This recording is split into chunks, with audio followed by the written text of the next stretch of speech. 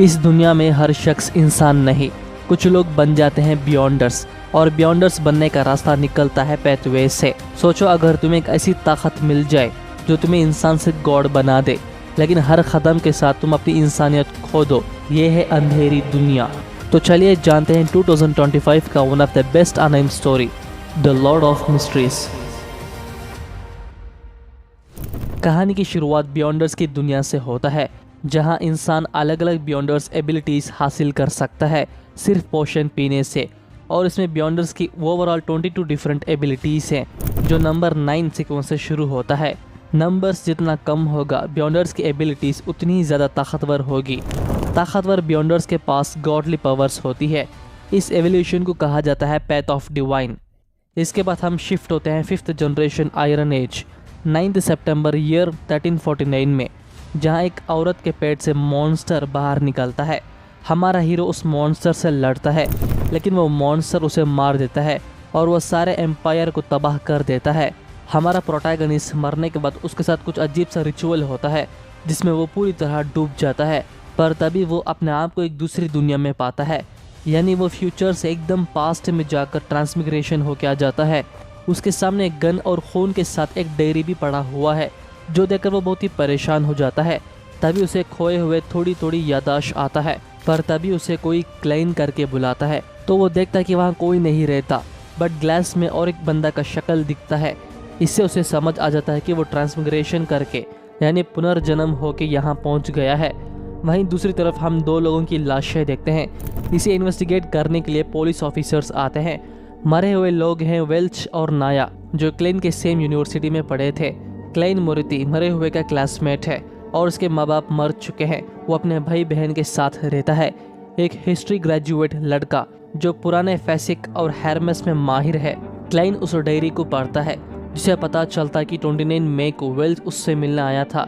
उसने कहा कि एक पुराना नोटबुक उसे मिला है, जो 4th एपोच का है। उस बुक का राइटर एंटिगनस परिवार से था। 21, 22, 25 एंड 26 जून को वो बुक्स का कुछ पेजेस पढ़े थे। तो क्लाइन कहता है कि क्या है अजीब चीज़ें सब सच है। इसके बाद 28 जून का डेट है, बट 27 का एंट्री नहीं है। तभी वो बुक शफलिंग होकर एक पेज पे आकर रुकती है, जिसमें लिखा है कि सभी लोग मर जाएंगे, मुझे भी मिलाकर। जो देखकर वो कहता है कि क्लाइन ने ऐसा क्यों लिखा। मैं आपको क्लियर कर देता हूँ, ये क्लाइन का जिस्म है, पर इसके अंदर जो सोल है वो है जू मिंगरू की। खैर मेलिसा मोरिटी क्लेन की छोटी बहन एंटर होती है। उसे कुछ समझ ही नहीं आता, पर वो एक्टिंग करता है कि सब नॉर्मल है, तो वो वहाँ से चली जाती है। हालांकि क्लेन की मेमोरीज डिस्टर्ब हो चुकी है और कुछ यादें तो मिट ही चुकी है, पर तभी उसे कुछ याद आता है जिसमें सब बढ़िया था, लेकिन रिचुअल करने के बाद क्या हुआ उसे कुछ भी याद नहीं। मेलिसा स्कूल निकलने से पहले क्लेन से ताज़ा ब्रेड लेने के लिए कहती है, तो क्लेन सोचता है माफ़ करना, जब तुम वापस आओगी मैं यहाँ नहीं रहूँगा। उसे बस एक चीज़ अच्छी सी समझ आ गई थी, जितना देर वो यहाँ रुकेगा उतना ही खतरा बढ़ते ही रहेगा। तो वो फिर से रिचुअल करने का डिसाइड करता है। दिन इसके बाद वो ब्रेड लेने जाता है, पर तभी उसे महसूस हो जाता है कि उसका पीछे क्या जा रहा है। तभी हम आयरन एज क्रॉस स्ट्रीट और तेंजन शहर का लियोनार्ड किंगडम देखते हैं, जो बहुत ही बड़ा शहर है। वो आदमी उसका पीछे करते ही जा रहा था, तो क्लाइन तेजी से चलता है, फिर एक रूफ में जाकर छुप जाता है, जहाँ एक फॉर्च्यून टेलर उसे इनवाइट करती है उसकी फॉर्च्यून बताने के लिए तुरु टैरोट कार्ड्स की मदद से। वो बताती है कि वो उसका पहला कस्टमर है, इसलिए वो उसे मुफ्त में बताएगी। तो क्लेन जाकर बैठता है और पूछता कि क्या सच में ये मुफ्त है, तो वो हाँ कहती है। तो क्लेन कार्ड्स को शफल करके रख देता है। वो फॉर्च्यून टेलर पूछते कि पहला उसे क्या जानना है, तो वो कहता है कि पास्ट, प्रेजेंट और फ्यूचर। तो वो फॉर्च्यून टेलर उसके सामने 3 कार्ड्स रखती है, पास्ट, प्रेजेंट और फ्यूचर की, जिसमें वो पहला प्रेजेंट कार्ड चूज करता है। वो कार्ड है द फूल। इससे पहले वो कुछ और बताए, वो पीछे करने वाला आदमी अंदर आ जाता है, पर क्लाइन कैसे भी करके वहाँ से गायब हो जाता है। क्लाइन घर पहुँचने के बाद रिचुअल एनहांसमेंट शुरू करता है, लेकिन वहाँ कुछ नहीं होता। देन सडनली घर के चारों तरफ एक हैवी एनर्जी रिलीज होती है, जिसे वो एक अलग ही रियल्म की दुनिया में आ जाता है, जिसे ग्रे फॉग कहते हैं। वहाँ उसके अलावा कोई नहीं रहता, पर जैसे ही वो 2 कलर्स को टच करता है, तो 2 अलग जगह के लोग वहाँ समन हो जाते हैं। लेकिन वो 2 लोग एक दूसरे को नहीं देख पा रहे थे, सिर्फ उनको एक दूसरे की परछाई नजर आता है। वो दोनों देखते हैं कि उनका ऊपर क्लाइन खड़ा है, तो वो दोनों एज्यूम कर लेती है कि उसी ने उन्हें समन किया है अपनी पावर से। और वो उसे एक गॉड की तरह देखते हैं। वो लड़की पूछती है कि क्या आप इस डिवाइन रियल्म के मालिक हैं? तो क्लेन सोचता है कि बिना टोन और बिल्डिंग एक ऐसा डिवाइन रियल्म हो सकता है।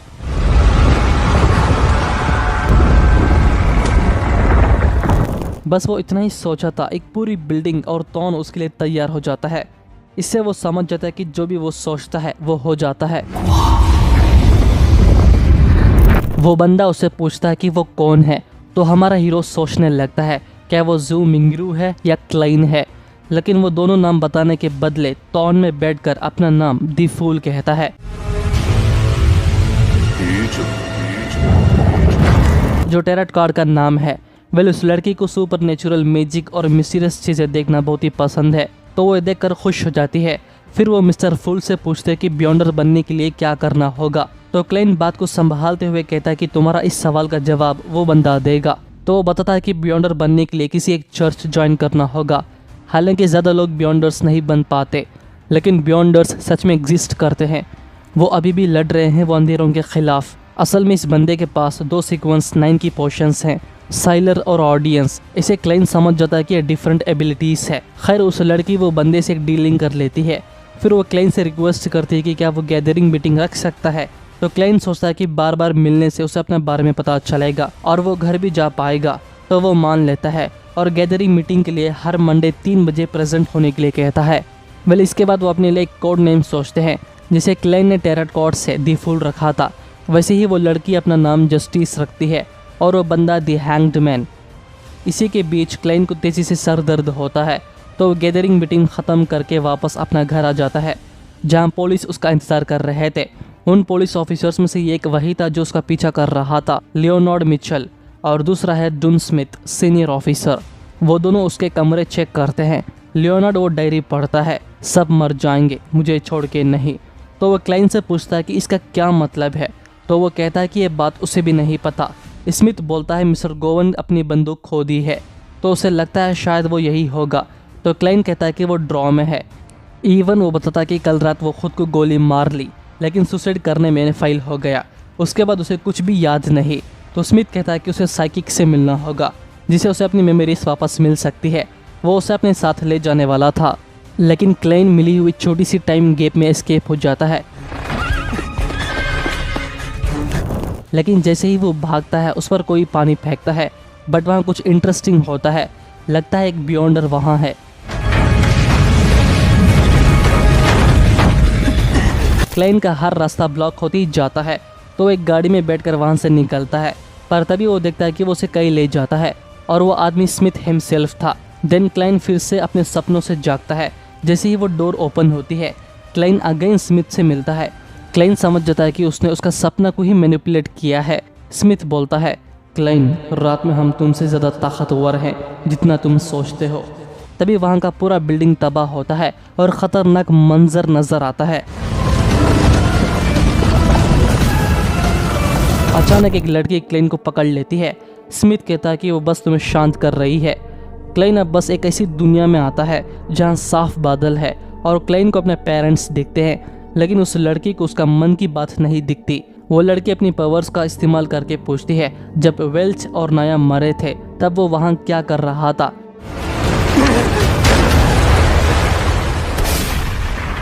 तो क्लाइन वो बंदूक से खुद को ही फायर कर लेता है। तो इस बात से वो लड़की श्योरली कहती है कि उसने खुद को गोली मार ली। जो ताकत उस पर असर डाल रही है वो खतरनाक है। तो वो स्मिथ से केयरफुल रहने के लिए कहती है। तो स्मिथ क्लाइन से कहता है कि एंटिगनस फैमिली का बुक मिसिंग है, जो इसके लिए एक थ्रेड बन चुका है।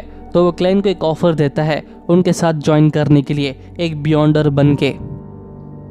आफ्टर दैट क्लाइन स्मिथ दिए हुए एड्रेस के लोकेशन में जाता है, जो एक क्लब है, लेकिन नीचे एक सीक्रेट ऑफिस है जहां वो कुछ बियॉन्डर से मिलता है।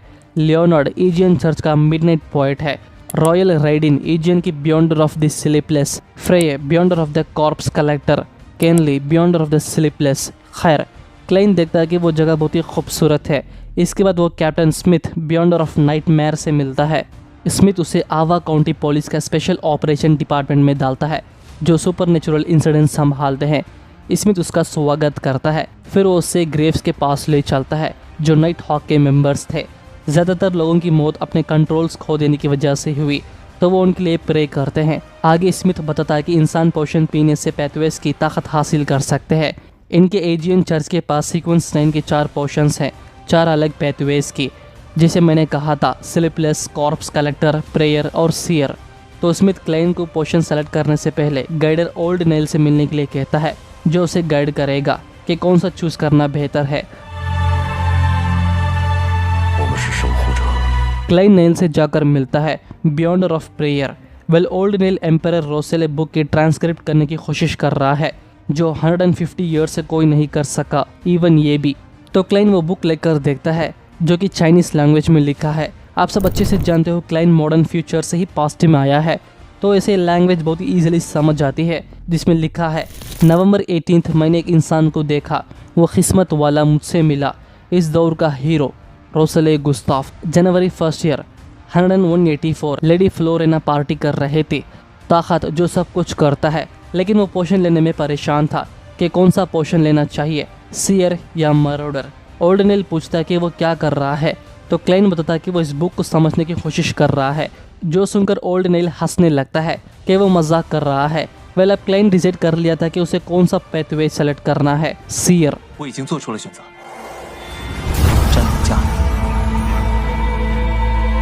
तो ओल्ड नेल वो पोशन बनाता है और उसे पीने के लिए कहता है। जैसे ही क्लाइन उसे पीता है, उसके बॉडी में कुछ होने लगता है, लाइक केमिकल रिएक्शन। वो पीने से उसे सब कुछ अजीब सा दिखता है। ओल्ड नेल क्लाइन को एक ऐसी चीज़ सोचने के लिए कहता है जो इस दुनिया में एग्जिस्ट ही ना करे, तो वो एक न्यूक्लियर बॉम्ब सोचता है, जिसे वो अपना कंट्रोल खोने लगता है। बट इन दी एंड वो अपना आप पर फुल कंट्रोल्ड में था। अब ऑफिशियली क्लाइन एक सीयर बन चुका है। आई नो अब सबको एक डाउट है, आखिर सीयर क्या है। सीयर पैथवे का पहला स्टेप यानी सीक्वेंस 9। इस एबिलिटी के जरिए इंसान सुपरनेचुरल चीज़ों को महसूस कर सकता है, जैसे छुपी हुई एनर्जीज, गोस्ट या किसी ऑब्जेक्ट का पास्ट भी। सीयर को कभी कभी विजन्स और सपने आते हैं, जिसमें वो फ्यूचर के हिंट्स या डेंजर्स का एहसास कर सकते हैं। इसमें सीक्वेंस नंबर्स कम होते होते बियॉन्डर को गॉड लेवल पावर्स मिलता है। वेल क्लाइन ओल्ड नेल का स्पिरिचुअल देख पा रहा था।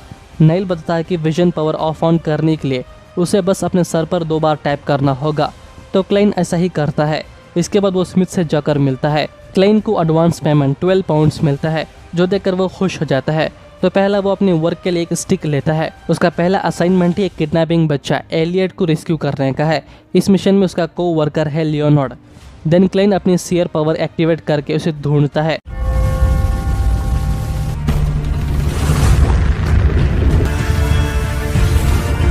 ढूंढते ढूंढते एक घर में जाकर रुकते हैं, जहां किडनैपर्स भी मौजूद हैं। लियोनार्ड कहता है कि अब वो संभाल लेगा।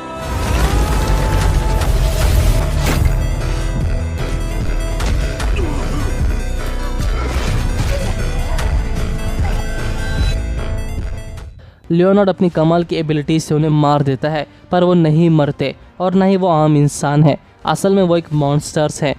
तो क्लाइन उस बच्चे को लेकर बाहर निकल जाता है। तो अब शुरू होती है असली युद्ध।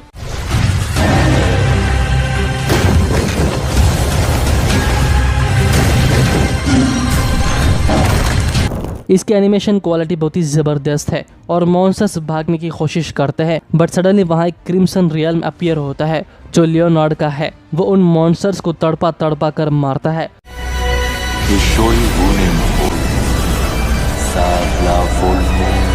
और पूरी तरह ख़त्म कर देता है। इसी के साथ उनका पहला मिशन ख़त्म होता है। पर तभी अचानक क्लाइन को कुछ विजन्स नज़र आता है जो उसे डिस्टर्ब करता है, तो वो तुरंत वहाँ से निकल जाता है। बट लियोनार्ड जानता था कि उसने क्या देखा। वेल क्लाइन घर के डोर ओपन करते ही वो उसी जगह टेलीपोर्ट हो जाता है जो पहले वो बिल्डिंग में था। उसके कमरे में एक बुक खुद ही शफल हो रहा था। देन सडनली एक पेज में आकर रुकता है, सब मर जाएंगे मुझे भी मिलाकर। फिर वो देखता है कि वो दी फूल कार्ड के ऊपर ही खड़ा है। अगेन वो सपने से जागता है। क्लाइन समझ जाता है कि वो किडनैपिंग घर के आसपास ही एंटिगनस फैमिली का कुछ क्लू जरूर है। ब्लैक टाउन सिक्योरिटी कंपनी के एक अंडरकवर पुलिस ऑफिसर है स्मिथ। अपनी नाइटमेयर पावर इस्तेमाल करके उस बंदे को टॉर्चर करता है जो क्लाइन का पीछा किया, रेगिन्स, सीक्रेट ऑर्डर का मेंबर। स्मिथ उसके ख्वाबों के अंदर जाकर एंटिगनस फैमिली का बुक तलाश करने की कोशिश करता है, लेकिन वो नाकाम था। रेगिन्स तो अनकॉन्शियस ही हो जाता है। इससे लियोनार्ड को भी एक बात अच्छी सी समझ आ गई थी कि सीक्रेट ऑर्डर्स के मेंबर्स भी अब उस बुक की तलाश में हैं। इसलिए वो क्लाइन को फॉलो किया। स्मिथ कहता है कि उन्हें सीक्रेट ऑर्डर के लोगों से पहले ही वो बुक को हासिल करना होगा। इसके बाद वो क्लाइन को लेकर एक इन्वेस्टिगेशन प्रिजनर के पास ले चलते हैं जो दिखने में बहुत ही डरावना था और उसे गंदी स्मेल आ रही थी। लेकिन इस इन्वेस्टिगेशन से कोई फायदा नहीं और इस मरने वाले का बेटा रे वेबर भी लापता है। लियोनार्ड को लगता है कि वही उनका टारगेट है जिसे वो ढूंढ रहे हैं, तो वो उसका फोटो देखकर क्लाइन से कहता है कि वो उसे ढूंढ निकाले। तो क्लाइन भी ऐसा ही करता है, बट वो स्टिक अब नॉर्मल एक्टिविटीज करती है, फिर क्लाइन पर ही हमला करता है, लेकिन स्मिथ ने रोक लिया और ये इन्वेस्टिगेशन यही खत्म करते हैं। आफ्टर दैट वो क्लाइन को लेकर चाइनीज गेट में किसी के लिए इंतजार किया। फिर स्मिथ एक सिट्राइन पेंडुलम जो प्रेडिक्शंस बढ़ा सकती है वो क्लाइन को गिफ्ट करता है ताकि मिशन के दौरान काम आ सके। तभी सडनली वहाँ कुछ कैरेक्टर्स अपीयर होते हैं। एरल हसेन स्लीपलेस पैथवे जिसकी sequence 7 of the nightmare, other one Borgia एक कॉर्प्स कलेक्टर पैथवे और इसका सीक्वेंस नंबर है 8 ग्रेव डिगर। तीसरा मेंबर को तो आप सब जानते हो, डैली साइमन कॉर्प्स कलेक्टर की सीक्वेंस 7 स्पिरिट मीडियम पावर है। ये सब एक खतरनाक मिशन के लिए असेंबल हुए हैं, इसलिए एरल को लगता है कि क्लाइन जो एक सीयर उसे साथ ले चलना बेवकूफ़ी है, क्योंकि उनके पास एक खतरनाक जादुई चीज़ कोड 2047 है और इसके लिए होली कैथेड्रल ने परमिट भी दे दिया था, जिनके लिए ये सब काम करते हैं जो एक बड़ा ऑर्गेनाइजेशन है। वो इसलिए परमिट दिया ताकि रे वेबर को हर हाल में ढूंढ पाए। जैसे स्मिथ का अनुमान था कि वह एंटिगनस फैमिली का वंशज है और ये जादुई चीज़ उनकी फैमिली का ही बनाया हुआ है। एरल उन सभी को उसी की तरह मूवमेंट कंटिन्यूस रखने के लिए कहता है, वरना जान के लिए खतरा हो सकता है। तो सब ऐसा ही करते हैं। जैसे ही उस चीज़ से पर्दा हटाता है उसके अंदर से एक क्लोन डॉल बाहर निकलता है।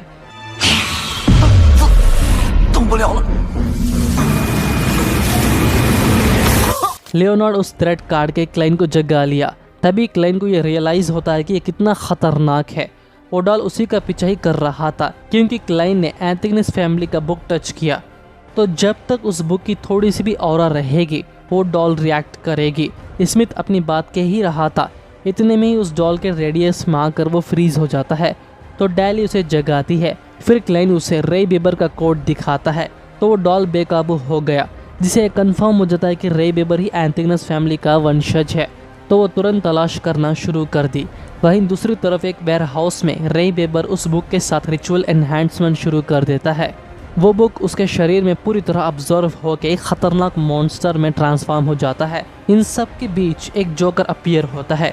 उसे एहसास हो जाता है कि क्लाइन और बाकी लोग वहीं आ रहे हैं।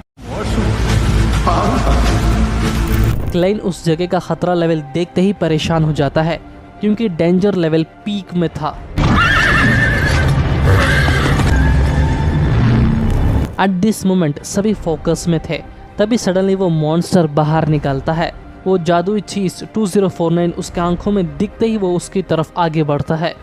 न अब बारी आती है अपनी जादुई ताकत दिखाने की।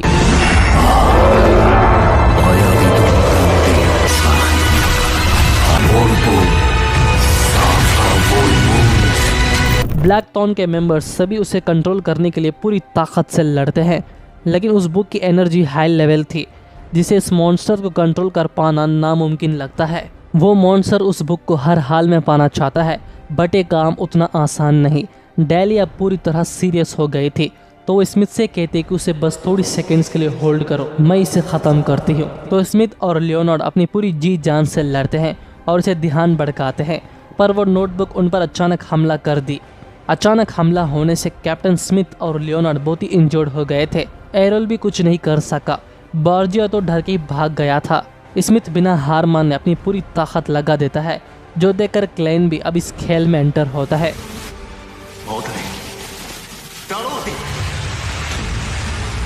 वो कार्ड्स उस मॉन्स्टर को थोड़ी देर के लिए होल्ड करेगी। इसी मौके का फायदा उठाकर डैली एक पावरफुल हमला करती है।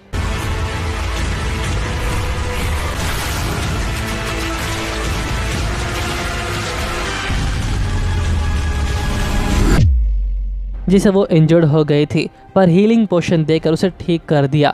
देन सडनली वहाँ वो जोकर एंटर होता है, जिसकी मूवमेंट को कैच कर पाना ऑलमोस्ट इम्पॉसिबल है। क्लाइन वो बुक को अपने पास सेफ्टी से रख लेता है। एरल और लियोनार्ड मिलकर उसे पकड़ने की कोशिश करते हैं, बट वो जोकर उन सब पर भारी पड़ रहा था। बट क्लाइन फोकस करके उस पर फायर कर दी, जिसे वो कुछ सेकेंड के लिए तो रुक जाता है, बट वो उसे होल्ड नहीं कर पाया। एट द एंड वो अपनी प्लान में कामयाब हो जाता है।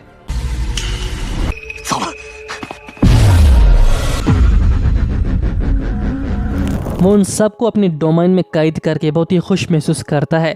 क्लेन सोचता है कि उसे हर हाल में इससे बाहर निकलना होगा, तो उसे एक आइडिया आता है, रिचुअल एनहांसमेंट, जो किस्मत से काम भी कर गया। बट वो जितना देर यहाँ रुकेगा वो उतने ही ज़्यादा ख़तरे में होंगे, क्योंकि असल में उस जोकर का प्लान उन्हें कंट्रोल करने का है।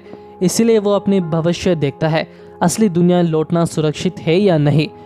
सुरक्षित है तो वो दोबारा असली दुनिया में लौटकर एक्टिंग करता है कि वो मूव नहीं कर सकता। वो जोकर क्लेन से एक डील करता है, अगर वो बुक उसे दे दी तो वो उस पर से कंट्रोल हटा देगा।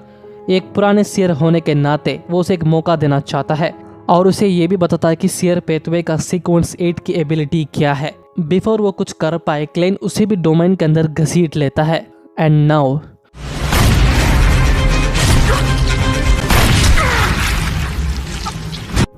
क्लेन उसे पूरी तरह वाइप आउट कर दी एंड उसे ये भी पता चलता है कि वो एक सीक्रेट ऑर्डर का मेंबर है। इसके बाद वो उस बुक पर जादुई कवर डाल के उन सभी को डोमेन से रिलीज कर देता है। फाइनली उन्हें एंटिगनस फैमिली का बुक भी मिल गई। इसके बाद वो चाइनीज गेट के अंदर उस बुक को सिक्योर करके रखते हैं। स्मिथ की हालात अभी भी थोड़ी ख़राब थे, बट फिर भी वो क्लेन को अप्रिशिएट करता है उसकी ये हिम्मत देखकर। इसके बाद क्लेन अपने टीचर अजिक से जाकर मिलता है ताकि उसे रे बेबर और एंटिगनस फैमिली के बारे में कुछ खबर और इन्फॉर्मेशन मिल सके। बट अजिक कहता है कि उसे कुछ भी नहीं पता, अगर पता चले तो वो उसे ज़रूर बताएगा।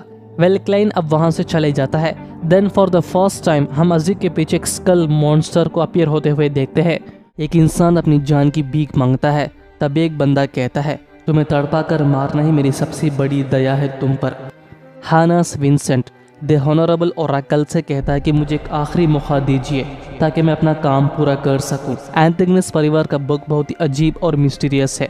तभी वो कुछ बलि के बकरे ढूंढे और वो थे क्लेन और उसके दोस्त, लेकिन वो मर गए, जिसे वो नोटबुक उन नाइट हॉक्स के हाथों चला गया। इस वजह से ओरेकल बहुत ही गुस्से में था, तो वो विंसेंट की उंगलियां काट दी। विंसेंट बताता है कि अभी एक बकरा जिंदा है, क्लाइन मूर्ति, उसी ने एंटिगनस बुक नाइट हॉक को सौंपा है।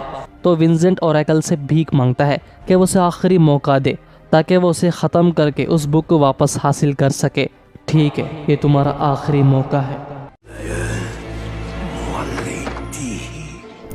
वहीं क्लेन ओल्ड नेल से मिलना आता है क्योंकि नेल उसे आज एक रिचुअलिस्टिक मैजिक सिखाने वाला है। लॉस्ट सीक्वेंस के बियॉन्डर्स के द्वारा किए जाने वाले रिचुअलिस्टिक मैजिक में से लगभग सभी बियॉन्डर्स बाहरी की शक्तियां और मदद की तलाश करते हैं। रिचुअल के लिए कुछ चीजें जरूरी है, फिर मदद मांगने के लिए मंत्र पढ़ना होगा।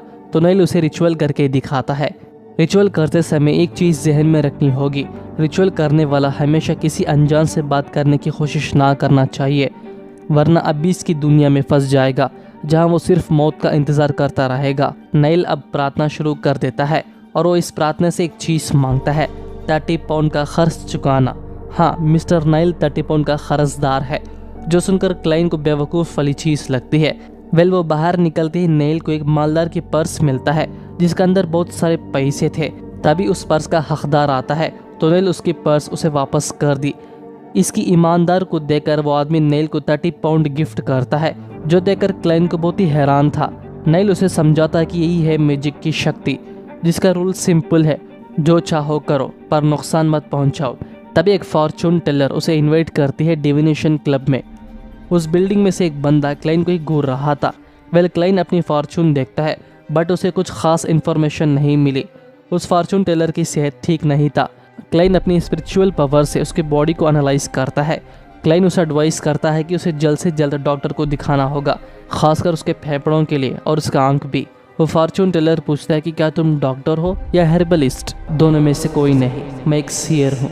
फिर क्लाइन उसी डिविनेशन क्लब में एक मेंबर ज्वाइन कर ली, जिसे वो बहुत ही खुश था। रिसेप्शनिस्ट बताते हैं कि मिस्टर विंसेंट उसे मिलना चाहता है, the great fortune teller. Kline थोड़ा एक्साइटमेंट में था, तो वो उससे मिलने चला गया। विंसेंट आज की सेशन में मैजिक मिरर के बारे में बता रहा था। मैजिक मिरर जो मिस्ट्री और अनजान चीज़ों से जुड़े होते हैं, जैसे स्पिरिचुअल दुनिया के दरवाजे। अगर वो सावधान नहीं रहे तो उसका अंजाम बहुत ही भयानक होगा। हैनस विंसेंट ये भी एक बियॉन्डर ऑफ सीयर है, जिसे क्लाइन की तरह। ये वही है जिसे हमने स्टार्टिंग में देखा। क्लाइन उनके बातों को खामोशी से सुन रहा था। तभी विंसेंट सेलिना को एक मिरर गिफ्ट करता है। सेलिना क्लाइन के सिस्टर की फ्रेंड। सेलिना उसे क्रॉस करते एक खतरनाक स्पिरिचुअल देन विंसेंट क्लाइन को बुलाकर उसका फॉर्चून बताता है। तुम कंफ्यूज्ड हो और तुम खुद को थका देते हो, तुम तो अपनी जान गंवाने के करीब आ गए थे। जो सुनकर क्लाइन इम्प्रेस हो गया था और वो विंसेंट से पूछता है कि वो इस मुश्किल से कैसे बाहर निकल सकता है। विंसेंट बताता है कि तुम्हारी मुश्किल सेल्फ सेपरेशन और सेल्फ लिमिटेशन से आती है। मेरी डिविनेशन 2 शब्दों का इशारा करती है, गैदरिंग, फैमिली। क्लाइन को कुछ समझ ही नहीं आता फैमिली गैदरिंग का मतलब क्या है। खैर इसके बाद वो वहाँ से चला गया। तभी हमें एक फ्लैशबैक दिखाते हैं। ऑरोरा ऑर्डर ऑर्गेनाइजेशन पिछले 200 से 300 सालों में सामने आई है। एक नई ऑर्गेनाइजेशन, वो ट्रू गॉड की पूजा करते हैं। वो मानते हैं कि क्रिएटर पूरी तरह तबाह नहीं हुए बल्कि एक वेसल छोड़कर गए हैं जो ट्रू गॉड है। इसके बाद क्लाइन को लगता है कि वापस घर जाने का रास्ता उस ग्रे फॉग में छिपा है। ग्रे फॉग की शक्ति इस्तेमाल करने से उसके पास 2 रास्ते होंगे। पहला, पोशन को डाइजेस्ट करना और आगे बढ़ते रहना, और वो ये देखना चाहता है कि क्या वो अपनी बियॉन्डर की शक्तियों से ग्रे फॉग को कंट्रोल कर सकता है। पर इस तरीके से क्लाउन पोशन और आगे की पोशन के क्लूज को ढूंढना जरूरी है। जैसे उस जोकर ने कहा था, सियर का सीक्वेंस 8 है, क्लाउन पावर। दूसरा ऑप्शन है लक एनहांसमेंट रिचुअल, यानी उस ग्रे फॉग से जुड़ना। तो शायद वो इनकॉन्टेंशन यूज करके ग्रे फॉग की शक्ति इस्तेमाल कर सकता है। आसान शब्दों में, जैसे बियॉन्डर्स गॉड की मंत्र का पूजा करते हैं, वैसे ही क्लाइन खुद के लिए एक मंत्र बनाने की कोशिश कर रहा है जो उसे ग्रे फॉग से जोड़ सके। तो वो खुद के लिए एक मंत्र लिखता है। वो फूल इस एरा का नहीं, ग्रे फॉग का mysterious ruler, the king of yellow and black, जो अच्छा लक रखता है। शायद इससे वो अपना घर जा सकता है। तभी मेलिसा उसे मिलने के लिए आई थी। वो क्लाइन को बताती है कि सेलिना उसकी दोस्त उन सबको अपनी बर्थडे पार्टी पर बुलाया है। तो मेलिसा चाहती है कि क्लाइन भी उस पार्टी पर आए। तो क्लाइन को उस फॉर्चून टेलर का बातें याद आने लगते हैं, गैदरिंग फैमिली, जिसे क्लाइन मान लेता है। आफ्टर दैट वो ग्रे फॉग में एंटर होकर मिस्टर हैंगडमैन और जस्टिस को समन करता है। फिर क्लाइन देखता है कि हैंगडमैन एक गहरा नीले समुद्र जैसा है जो तूफानों और लहरों से भरा है, जबकि जस्टिस एक झील की तरह शांत और चुप है। क्लाइन बोलता है, बधाई हो मिस जस्टिस। तो जस्टिस कहती है कि शुक्रिया मिस्टर फूल। जस्टिस अब एक बियॉन्डर है, स्पेक्टेटर ऑफ पेथवे का। हैंगडमैन ही उसकी मदद की एक बियॉन्डर बनने में। तभी क्लाइन नोटिस करता है जस्टिस के पीछे एक ड्रैगन सिंबल, वहीं हैंगडमैन के पीछे एक स्टॉर्म सिंबल। देन क्लाइन के पीछे एक सिंबल क्रिएट होता है, कॉन्स्टलेशन। लेकिन ये सब मिस्टीरियस है जिसका अपीयर होना कुछ समझ नहीं आता। फिर जस्टिस कहती है कि उसके 2 सवाल है जो वो पूछना चाहती है। पहला, क्या कुछ ऐसा है जिसके बारे में उसे पता होना चाहिए जब वो एक स्पेक्टेटर है। हैंगडमैन बताता है कि सबसे पहले एक स्पेक्टेटर हमेशा सावधान रहना होगा। तुम्हें अपनी शक्ति से सबकी असली चेहरा देखना होगा। छोटे क्लूज से भी तुम सच को बाहर निकल सकती हो। दूसरा सवाल, उसके पिता मानते हैं कि मंत्रियों की बेवकूफ़ी कामों में गिरावट का कारण है और अमीर घर के शाहीन लोग अपनी गलती की सुधार करना चाहते हैं, जिसकी वजह से समाज में अफरा तफरी मच रही है। क्लाइन कहता है कि अच्छे इंसानों को ढूंढना आसान है। वो उसे एक फेयर एग्ज़ाम रखने के लिए कहता है जो पब्लिक के लिए खुला हो। ये भरोसेमंद अच्छे इंसानों को चुनेगा जो फिर राज्य और उसके लोगों की सेवा करेंगे। इसमें अमीर गरीब सब होंगे और इसे तुम कह सकते हो हायर एग्जाम। पहली बार ऐसे अल्फाज सुनकर वो दोनों हैरान हो जाते हैं। जस्टिस और हैंगडमैन पूछते हैं कि वो उसके लिए क्या कर सकते हैं। क्लाइन जस्टिस को ऑर्डर देता है कि वो रोसेले गुस्ताफ की सीक्रेट डायरी ले आए और हैंगडमैन से कहता है संडे को अपने फ्री टाइम में कुछ रिचुअलिस्टिक मैजिक करने की कोशिश करना और वो उन दोनों से एक अच्छे सपने के लिए प्रार्थना करने को कहता है। तो क्लाइन उन्हें वो मंत्र सिखाता है, the fool that doesn't belong this Sera, the mysterious ruler about the grey fog, the king of yellow and black, जो अच्छा लक रखता है। जो सुनकर हैंगडमैन और जस्टिस को गुज़बम्स फील होता है। देन इसी के साथ क्लाइन गैदरिंग ख़त्म कर दी। संडे क्लाइन अपनी ब्रदर एंड सिस्टर के साथ सेलिना के घर पहुंच जाता है। अब हैंगडमैन रिचुअलिस्टिक मैजिक शुरू कर दी। सेलिना के घर में बड़ी पार्टी और खाने के लिए कई सारे आइटम्स अरेंज करते हैं जो बहुत ही शानदार था। फिर सेलिना अपने दोस्तों को विंसेंट दिए हुए मैजिक मिरर दिखाती है, ये कहकर कि वो उसमें अपनी भविष्य देख सकते हैं। लेकिन सेलिना जैसे ही वो मंत्र पढ़ती है, विंसेंट के मिरर से जुड़ जाता है। आओ क्लाइन मोरिटी, अपनी किस्मत का फैसला स्वीकार करो। क्लाइन चुपके से उन्हें देख रहा था। अब वो शैतान सेलिना के अंदर चला गया। क्लाइन के पास अब वक्त नहीं है अपने कैप्टन को बताने के लिए, उसे ही कुछ करना होगा वरना वो मर जाएंगे।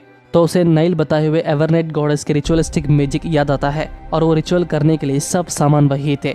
मेलिसा सेलिना को जगाने की कोशिश करती है।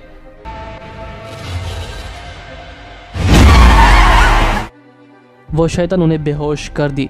फिर सेलेना की बॉडी को अपनी वश में कर लेती है तो क्लाइन स्लम्बर कार्ड से उसे थोड़ी देर के लिए बांधकर रिचुअलिस्टिक मैजिक शुरू कर देता है, जिसे विंसेंट की मैजिक कमजोर हो रहा था। तो विंसेंट अपनी मास्टर से शक्ति मांगता है।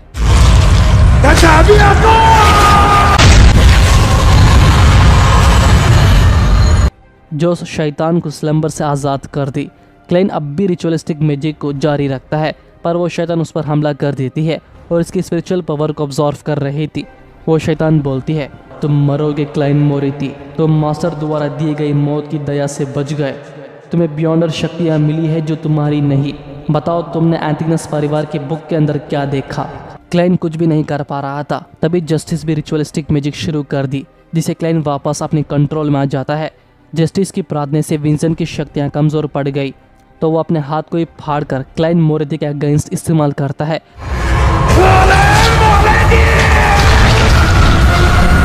बट क्लाइन अपनी पूरी ताकत से रिचुअल करता है जो उस बुरी एविल की सारी शक्तियों को खींच लेती है।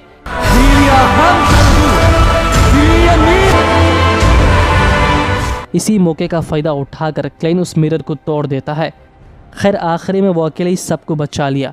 विंसेंट दोबारा नाकाम होने की वजह से ओरेकल 22 का मेंबर मिस्टर जेड उसे मार दी।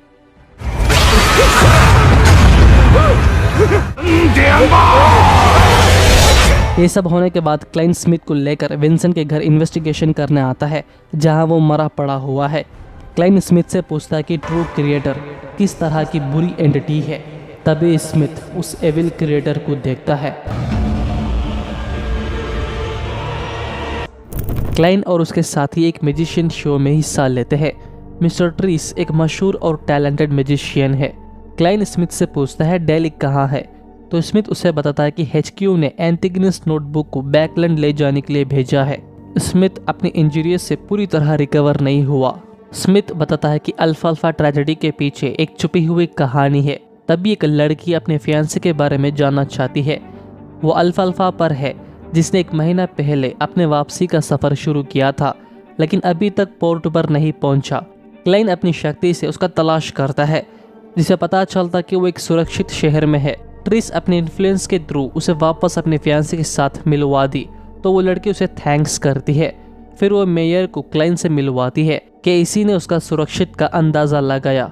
क्लाइन उससे पूछता है क्या वो किसी बात से परेशान है। मेयर बोलता है कि जब से वो अल्फाल्फा से निकला है उसे हर रात वही बुरी सपने आती है।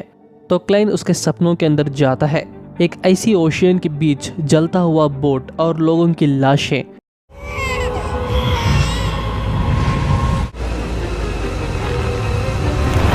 मेयर उस आदमी को बचाने की कोशिश कर रहा था। क्लाइन पूछता है कि वो उसे क्यों बचाना चाहता है, तो मेयर कहता है कि वो आखिरी बचा हुआ आदमी है। वो जानना चाहता है कि उन्होंने अचानक ये डिसीजन क्यों लिया। तुमने शायद कुछ डिटेल्स देखी होंगी जिन्हें तुमने नज़रअंदाज कर दिया। वो तुम्हें असली गुनहगार बताने की कोशिश कर रहे हैं और वो है ट्रिस। पर तभी अचानक वो दूसरे डायमेंशनल में चला गया, जहां उसे हर्नोसिस फ्लैगरी बार बार सुनाई दे रही थी। क्लाइन को एक ख्वाब बार बार आ रही थी, जिसे वो परेशान हो जाता है। देन वो अपने कैप्टन स्मिथ को बताता है कि ट्रेजेडी के पीछे मिस्टर ट्रिस इन्वॉल्व है। स्मिथ क्लाइन पर बिलीव करता है, पर उन्हें और स्ट्रॉन्ग एविडेंस चाहिए, इसलिए वो जॉइंट इन्वेस्टिगेशन की रिक्वेस्ट HQ से करवाना चाहता है। On the other side mister Tris अपने गर्लफ्रेंड्स के साथ आराम कर रहा था। तभी उसे एक मिस्टीरियस लड़की आकर मिलती है। ट्रिस एक असैसिन पेतवे रखता है, जिसका सीक्वेंस नंबर 8 इंस्टिगेटर है। आसान शब्दों में इंस्टिगेटर का मतलब है भड़काने वाला, जो लोगों के इमोशंस को कंट्रोल करके उन्हें किसी काम के लिए उकसाए, चाहे वो अच्छा हो या खतरनाक काम हो। खैर वो लड़की उसे और एक मिशन के बारे में कहती है जो उसे तेंजन में पूरा करना होगा। उसकी ओरिजिनल आइडेंटिटी नाइट हॉक्स के नज़र में आ गया है, इसलिए काम सिर्फ ट्रिस ही कर सकता है। मोरेवर वो उसे सीक्वेंस 7 की पोशन रिसिप्ट देती है, द विच। वहीं मिस्टर नाइल क्लाइन को तेंजन अंडरग्राउंड मार्केट में ले चलता है, क्योंकि उसे कुछ खरीदना है। यह मार्केट हमेशा से काफ़ी बिजी रहा है। रीज़न यहाँ सब कुछ मिल जाएगा, खासकर बियॉन्डर्स मटेरियल्स, और वहाँ की सिक्योरिटी भी टाइट है। तभी क्लाइन ट्रिस को देखकर उसे फॉलो कर रहा था, मगर वो नोटिस कर ली तो वहाँ से भाग निकलता है। सिक्योरिटी गार्ड्स फायर कर दी, बट पता नहीं वो कैसे गायब हो गया।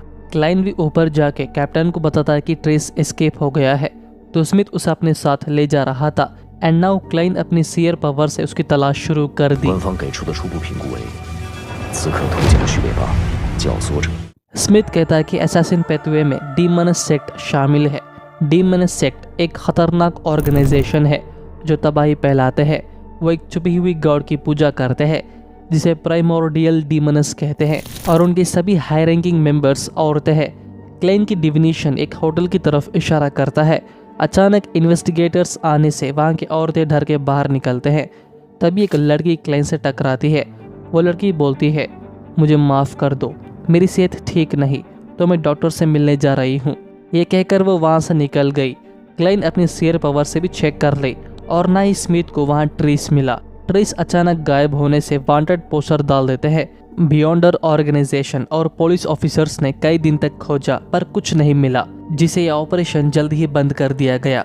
उसके बाद होली कैथेड्रल ने क्लाइन को एक ऑफिशियल परमानेंट एम्प्लॉय बना दी, तो वो वीकेंड्स में अपनी फैमिली के साथ भी टाइम स्पेंड करता है।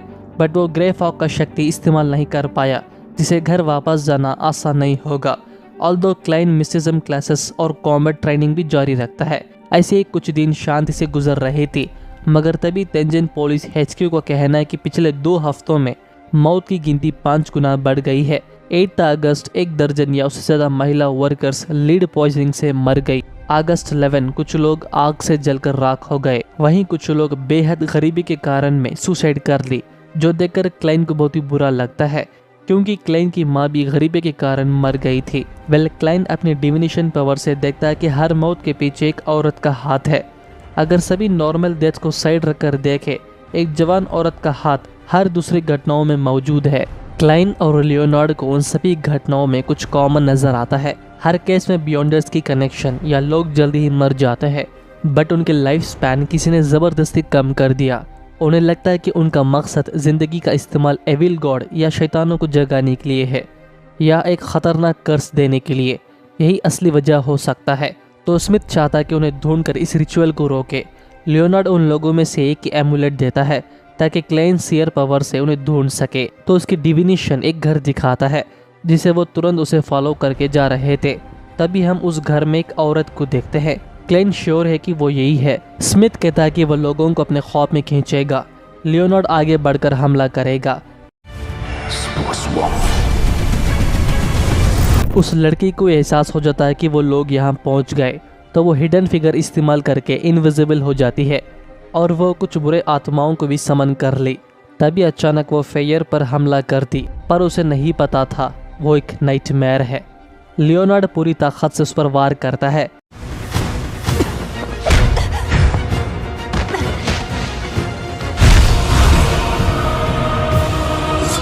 पर वो लड़की अपनी ब्लड देकर एविल गॉड की शक्ति अब्सॉर्व करती है। स्मिथ क्लेन से कहता है कि अगर वो ऐसा खतरे का सामना करता हो जिसका वो मुकाबला नहीं कर सकता, तो वो पीछे हट जाए।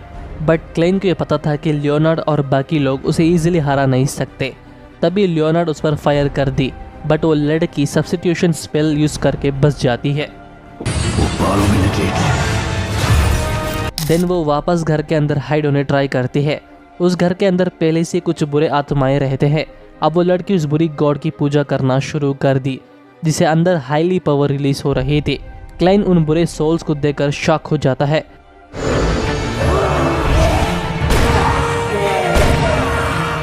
अब स्मिथ उस घर के अंदर एंटर होता है। वो देखता है कि वहां पर कई सारे डॉल्स के थ्रू कर्स लगाया गया है।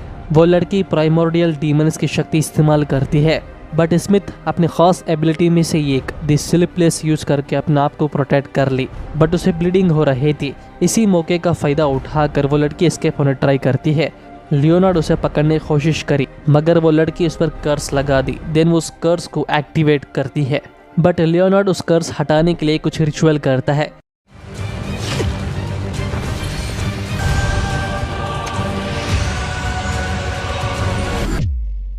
इसके बाद वो गायब होकर बस जाती है। लियोनार्ड ये सोचकर खुश था कि अब वो सेफ है। वही क्लेन अपनी शक्ति से उस लड़की का चेहरा पहचान लेता है। फिर वो अपने साथियों से ये बात शेयर करता है। लियोनार्ड को लगता है कि ये तो दिखने में ट्रिस जैसा नजर आ रहा है। तभी उन्हें एक चीज समझ आती है, ट्रिस अब एक औरत बन चुका है, इसलिए वो उसे ढूंढ नहीं पाए। On the other side trace औरत के रूप में ट्रेन में सफ़र करता है, तो वहाँ के लोग उसकी खूबसूरती पर फिदा होकर उसकी मदद के लिए हाजिर हो गए। तभी हमें उसकी असली आइडेंटिटी पता चलती है, Tracy assassin pathway sequence 7 the which, जो कि बहुत ही डेडली है। वहीं दूसरी तरफ मिस्टर अज़िक ब्लड के थ्रू कुछ पॉइंट्स कर रहा था। 18 अगस्त एलिजाबेथ अपने बुरे ख्वाब के बारे में क्लाइन को बताई थी, जिसमें वो एक लैमवुड कैसल देखा और एक भूत। जो भूत सपनों को डिस्टर्ब करते हैं वो ताकतवर होते हैं, इसलिए वो सन एम्बलम को अपने साथ ले आए थे। ये 15 मीटर एरिया के अंदर और 1 मिनट बाद भूतों को गायब कर सकता है। तो अब स्मिथ क्लाइन और फ्रेया को तलाश करने के लिए कहता है। वो कैसल बहुत ही साइलेंट और मिस्टीरियस लग रही है। तभी अचानक उन पर हमला होता है। एक स्ट्रॉन्गेस्ट नाइट उन्हें ख़त्म करने के लिए आगे बढ़ता है। क्लाइन क्रिम्सन कार से उस नाइट को कैप्चर करने ट्राई कर रहा था, पर सडनली वो नाइट मल्टीपल बैट्स में ट्रांसफॉर्म होकर उन पर हमला करता है, जो देखकर वो परेशान और कंफ्यूज्ड हो गए थे।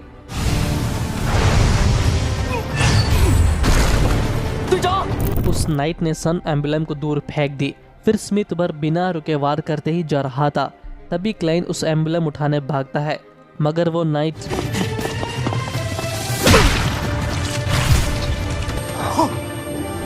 क्लाइन नोटिस करता है कि वो अटैक तो कर रहा है मगर दर्द नहीं हो रहा, क्योंकि वो सब डून स्मिथ के सपनों में है।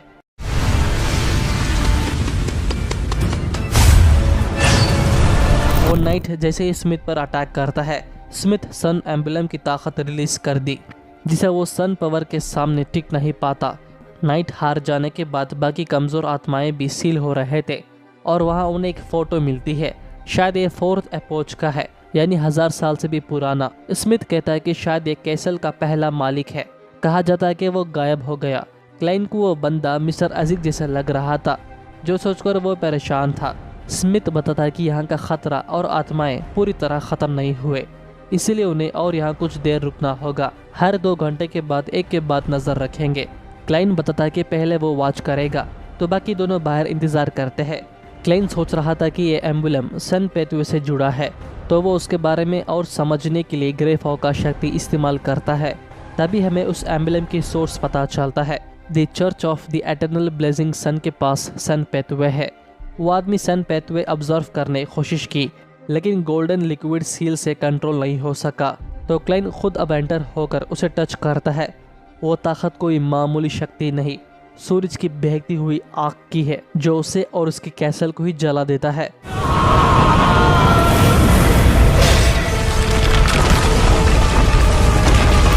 क्लाइन दर्द की वजह से चिल्ला रहा था। तभी ग्रे फॉग की शक्ति उसे बचा लेती है। अगर ग्रे फॉग ने उसे बचाया नहीं होता तो उसकी राख भी बच नहीं पाती। ग्रे फॉग की शक्ति खुद उसे हील कर देती है, पर तभी वो एक अलग डायमेंशनल में एंटर होता है। The sun pathway. गॉड्स को सीधे नहीं देखना चाहिए। क्लाइन को लगता है कि 1 मिनट तक गॉड को अकेले झेलने और बचने का इनाम है। सीक्वेंस 4 अनशैडोड। ये पहली बार है जब उसे एक हायर सीक्वेंस रिसिप्ट मिला है। देन वो उस डिविनेशन को यही ख़त्म कर दी। खैर, कैसल की प्रॉब्लम ख़त्म हो गई, जिसे मेलिसा को अब बुरे सपने नहीं आते। स्मिथ क्लाइन को उसके घर छोड़कर निकल जाता है। अगले दिन क्लाइन मिस्टर अज़िक के घर जाता है, उस पेंटिंग की जानकारी हासिल करने के लिए। लैमवुड कैसल है, जो देखकर वो हैरान था। मगर तभी अज़िक भी एंटर होता है। वो बताता है कि उसे हाल ही में कुछ अजीब सपने आ रहे थे। अज़िक कहता है कि वो तो बस अपना पास्ट जानना चाहता है। देन वो और क्लाइन सीधा उस कैसल की तरफ आगे बढ़ते हैं। अज़िक काफ़ी सदियों से जिंदा है, जैसे कि एटर्नल लाइफ। क्लाइन समझ जाता कि वो भूत नाइट अज़िक का बेटा है। जैसे ही अज़िक अपने बेटे की लाश देखता है, अचानक एक स्ट्रॉन्ग प्रेशर रिलीज होते ही कई सारे आत्माएं आ जाते हैं। तभी हमें सदियों साल पहले की एक फ्लैशबैक दिखाते हैं, जहां एक खौफनाक मंजर, कई सारे लोगों की लाश और उन्हें ईगल्स खा रहे थे। वहां के सोल्जर्स लाशें को जला रहे थे। अज़िक को एक जादुई बुढ़िया ने उसे श्रापित कर दी। एक सोल्जर से हमला करने ही वाला था, मगर अचानक एक स्कल मॉन्स्टर अपीयर होता है, जो अज़िक की ऑर्डर्स मानता है। वो उन्हें कुचल कर ख़त्म कर दी। इसी तरह वो हर जंग में जीता और एक किंगडम का लीडर बना। एक दिन अज़िक की बीवी बीमार पड़ गई। उन बुरी आत्माएं की सेना कहते हैं, माय लॉर्ड। अज़िक गुस्से में था। तभी उसका बेटा बुलाता है, मगर वो शराब उसे परेशान कर रहे थे। इसीलिए एक दिन अज़िक उसके फैमिली को छोड़कर वहाँ से चला गया, ताकि उन्हें परेशान ना हो। और ये यादें जो उसकी ज़िंदगी की खूबसूरत मेमोरीज थी, वो सफ़र यहीं पर ख़त्म हुई। क्लाइंट पूछता है कि अज़ीक, क्या तुम्हें याद आ गया कि तुम कौन हो? अज़ीक बोलता है कि नहीं, मुझे सिर्फ कुछ यादें वापस मिली है। उसे पता नहीं वो कितनी ज़िंदगी अकेले में गुजारी है। मैं तुम्हारा शुक्रगुजार हूँ क्लाइंट, तुमने मुझे यादें वापस पाने में मदद की। हम कभी नहीं सोच पाएंगे एक ऐसी इंसान की ज़िंदगी जिसका कोई अंत ना हो।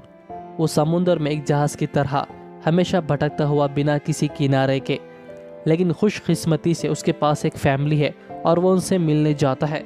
और इसी के साथ ये एपिसोड एंड होता है। अगर आपको वीडियो पसंद आई हो तो लेकिन शेयर कीजिए और अगले एपिसोड्स मिस ना करने के लिए हमारे चैनल को सब्सक्राइब करके साथ ही बेल आइकॉन जरूर ऑन कर दीजिए ताकि आपसे हमारा कोई भी वीडियो मिस ना हो। मिलता हूँ अगले एपिसोड्स में जल्द। शुक्रिया।